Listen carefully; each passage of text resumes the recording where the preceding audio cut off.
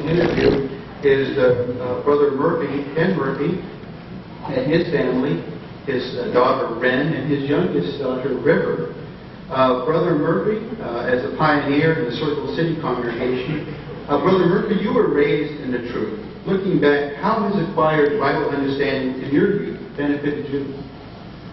Well, my parents set a fine example for me as I was growing up. They emphasized how it is very important to have a very close relationship with Jehovah God. But not only that, that was a very precious privilege to have also. We went in service as a family. My mother had no less than 8 to 10 Bible studies all the time that I was growing up that I can remember. So that was quite an encouragement to me and my brother.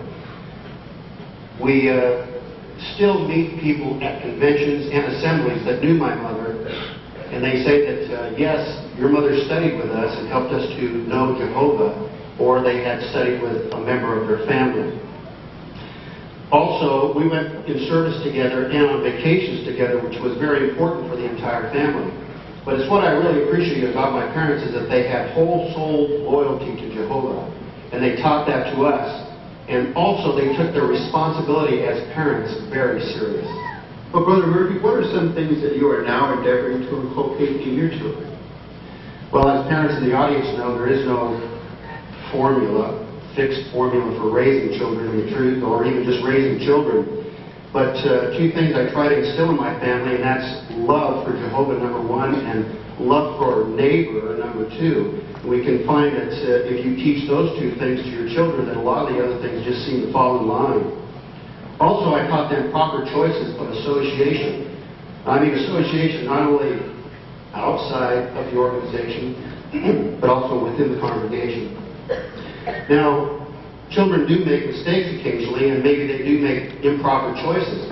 But that does not mean that we stop heeding the counsel that's given to us at Ephesians 6:4, and to continue to discipline them in the mental regulating of Jehovah. This is so important. Well, we want to thank you, Brother Murphy. Well, Wrenn, you're a teenager in high school, so how has Bible instruction benefited you? Well, my father has always instilled in me the scripture at 1 Corinthians 15:33 about association spoils useful habits. And by applying this in my life, I think it's really kept me out of getting into trouble. Well, in what way?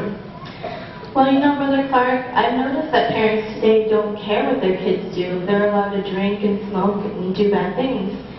But in the Young People Ask book on chapter 9, How Can I Cope with Peer Pressure on page 78, says the Bible urges youth to develop knowledge and thinking ability. One with thinking ability does not have to lean upon and experience fears for direction. At the same time, that one does not become self-confident and ignore the opinions of others. He or she is willing to listen to counsel and accept discipline so as to become wise. Well, we can see that Bible-based publications are far beneficial. Yeah, I even knew one girl who had gotten pregnant at the age of 14, and she didn't even know who the father was. And it was so sad to see somebody so close to my age go through something like that. But by applying Bible principles that my father has taught me has protected me against that association. Well, we want to thank you, Rick. Well, River, how old are you, River? 3.5. And how do you like to make Jehovah feel? Happy. Well, how do you do that, River? Raise my hand and answer.